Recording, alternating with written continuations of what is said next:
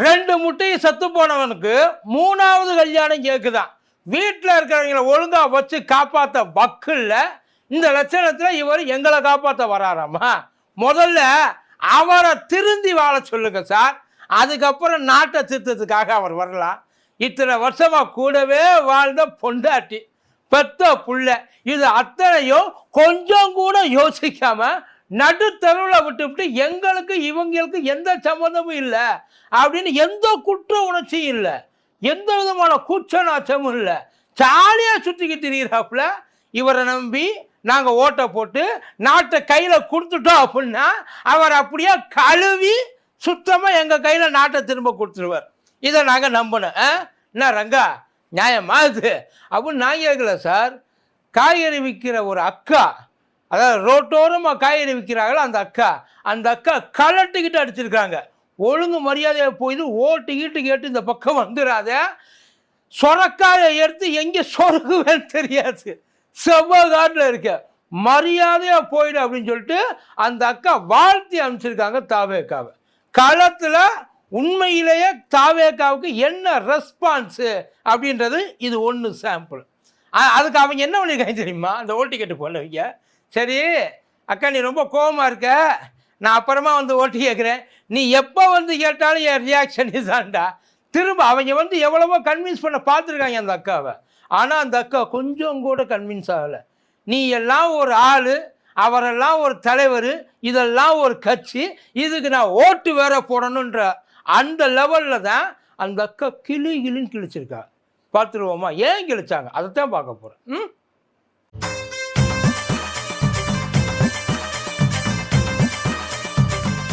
வீடுதோறும் அரசு சேவைகள், மருத்துவம் தொடர்ந்திட ஸ்டாலின் தொடரட்டும், தமிழ்நாடு வெல்லட்டும்.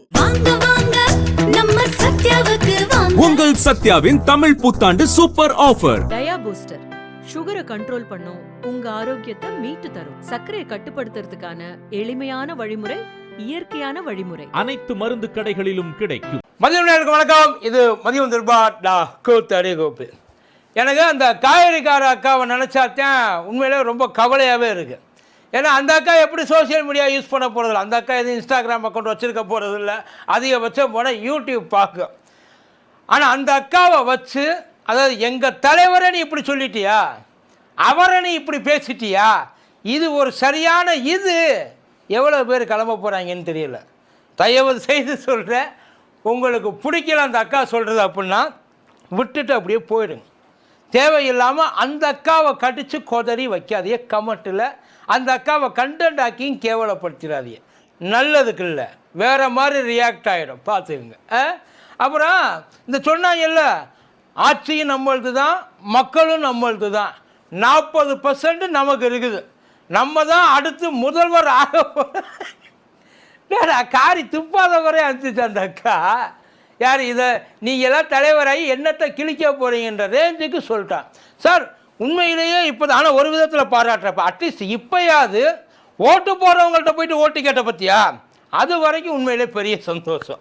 ஏன்னா இது வரைக்கும் அவங்க பேசுனவங்க, அவங்களுக்காக மேலே பாஞ்சவங்க, அதுக்கப்புறம் பயந்து ஓடினார் இல்லையா ரோட்டில் சைக்கிளில், அவங்க அத்தனை பேருக்கும் ஓட்டு கிடையாது. இப்போ தான் ஃப்ரெஷ்ஷாக ஓட்டு விழுகுது. அந்த ஓட்டுக்காகத்தான் போயிருக்காங்க. அந்த ஓட்டு விழுந்தாங்க தெளிவாக கேட்குறாங்க. அவங்க கேட்குற விஷயம் ரொம்பலாம் கிடையாது.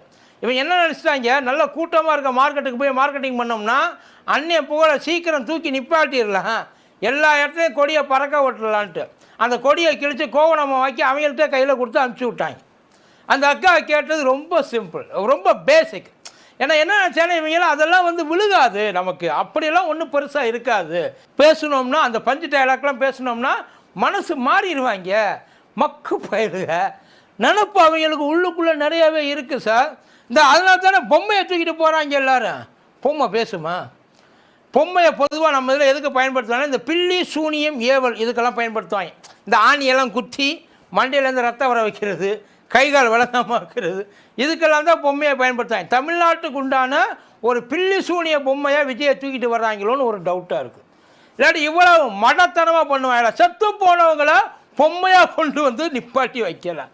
உசுரோடு இருக்கிறவருக்கு எதுக்குடா உருவ பொம்மை கொண்டு வந்தியா, அறிவு கட்ட தற்கூறிகளா அப்படின்னு திட்டிக்கிட்டு இருக்காங்க சார். எவன் இந்த வேலையை பார்த்தாலும் அவனை தான் திட்டிகிட்டு இருக்கான். அந்த அக்கா கேட்டது, ஐயா நாங்கள் எங்கேயோ ஒரு மூலையில் காய்கறி விற்றுக்கிட்டு இருக்கோம், எங்கேயோ ஒரு மூலையில். இவர் பக்கத்தில் இத்தனை நாளாக வாழ்ந்து அவங்களையே ஒழுங்காக வச்சுக்க மாட்டேன்ட்டார், எங்களெல்லாம் எப்படிங்க இவர் காப்பாற்றுவார்? அந்த அக்கா கேட்டது ரொம்ப சிம்பிளான கேள்வி. அதுக்கு நல்லா தெரிஞ்சவங்க ஓட்டு கேட்க போகிறப்ப அந்த ஓட்டு போடுறாங்க பார்த்தீங்களா, அதை உங்கள் ஓட்டை எங்களுக்கு போடுங்கன்னு சொல்லி கேட்குறோம் பார்த்தீங்களா ஒருத்தர்கிட்ட, அவங்ககிட்ட சரிக்கு சமமாக நின்று சண்டையெல்லாம் போடக்கூடாது, அவங்கள்ட்ட போயிட்டு வாக்குவாதம்லாம் பண்ணக்கூடாது. இல்லை அதையும் மீறி உனக்கு நான் புரிய வைக்கிறேன் அப்படின்னு சொல்லி அவங்கக்கிட்ட போயிட்டு மண்டையை கழுவுறதா, நம்ம ஏதோ பெரிய ஒரு ப்ரில்லியன்ட்டு நினச்சி மண்டையை கழுவுறதா கேவலப்பட்டு போவிய, அசிங்கப்பட்டுருவிய. அவன் அதாவது உங்களுக்கு தான் கள நிலவரம் தெரியாதே தவிர அவங்களுக்கு கள நிலவரன்றது நல்லாவே தெரியும். உங்கள் எல்லாரையும் விட, ஏன் உங்கள் கட்சி தலைவரை விட, இன்னும் சொல்ல போனால் இருக்கிற எல்லா கட்சி தலைவரையும் விட களத்தில் உண்மையிலேயே குறைஞ்சபட்சம் நமக்கு நல்லது பண்ணுறது யாரால் நம்ம பெனிஃபிட் ஆகிருக்கோம் அப்படின்றது இந்த ரோட்டோரமாக நீங்கள் போய் பார்த்து ஓட்டு கேட்டீங்க இல்லைங்களா, அவங்களுக்கு தான் ரொம்ப நல்லா தெரியும். அவங்கக்கிட்ட யாருமே பெரிய பெரிய ஆட்களே அவங்கள்ட்ட வாயை கொடுக்க மாட்டாங்க சார். இவர் போயிட்டு மிரட்டிட்டு வந்திருக்கார். என்ன ஏன் ஸ்டாலின் என்ன பெரிய இதுவா, இல்லை ஸ்டாலின் வந்து அவரெல்லாம் வந்து உங்களுக்கு வந்து நல்லது பண்ணுறாரா, இல்லை ஸ்டாலின் வந்து அந்த ரொம்ப பர்ஃபெக்டா அப்படின்ற மாதிரிலாம் அங்கே உட்காந்து கேட்குற. எங்களுக்கு தெரியும், மூடிட்டு நீ கிளம்பு. இது ஆக்சுவலி அந்த அக்கா மரியாதையாக சொன்ன பதிலோட சிம்பிள் வெர்ஷன் இது தான், மூடிட்டு நீ கிளம்பு, உனக்கு ஓட்டெலாம் கிடையாது, நீ எல்லாம் கட்சி ஆரம்பித்ததே ஒரு வேஸ்ட்டு, கழிச்சடையெல்லாம் சேர்ந்து ஒரு கட்சியில் உட்காந்துருந்தா அதுக்கு நாங்கள் என்ன பண்ணுறது? இதுதான் அந்த அக்கா சொன்னதோட பதில், வேறு எதுவும் கிடையாது சார்.